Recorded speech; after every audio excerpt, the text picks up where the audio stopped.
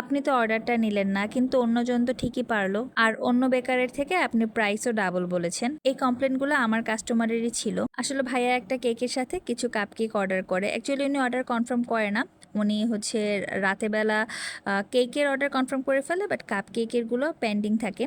আর ওনার যে কাপকেক 6টা কাপকেকের মধ্যে উপরে সবগুলো ছিল ফন্ডেন্টের কাজ। তো প্রাইস আমি ফন্ডেন্টের কাজ অনুযায়ী প্রাইস বলেছিলাম, বাট ওই প্রাইসটা নিয়ে ভাইয়া কিছু তখন বলে নাই। আর হচ্ছে অর্ডারটাও কনফার্ম করে নাই, বাট পরের দিন প্রায় 2টা-3টার দিকে ভাইয়া অর্ডারটা নিতে চাচ্ছে, মানে কেকের সাথে কাপকেকগুলোও নিতে চাচ্ছে। বাট আমাদের তো অ্যাকচুয়ালি একটা অর্ডার থাকে না, হাতে অনেকগুলো কাজ থাকে, তো তখন আর আমার ওই অর্ডারটা নেওয়া পসিবল হয় না, আমি ভাইয়াকে না করে দিই। তো ভাইয়া অন্য জায়গা থেকে নেয়, মানে কাপকেকগুলো নেয়। নেওয়ার পর কয়েকদিন পর ভাইয়া নক দিয়ে বলে যে আপনি তো ঠিকই নিলেন না, অন্য কেউ তো ঠিকই এতটুকু কম সময়ের মধ্যে আমাকে করে দিল।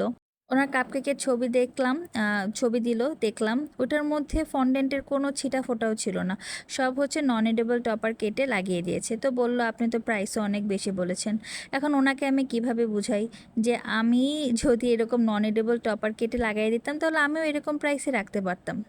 বাট ওনার রেফারেন্স পিকচারে ছিল ফন্ডেন্টের কাজ, আর উনি আমাকে বলেও নাই যে আপনি নন এডিবল টপার দিয়ে করে দেন। আর আমার আসলে ওই দিন কাজের প্রেশার অনেক বেশি ছিল, আর যে বেকার থেকে নিয়েছি ওনার হয়তো ওই দিন কাজ ছিল না বা কাজের প্রেশার কম ছিল, তাই উনি অর্ডারটা রাখতে পেরেছে।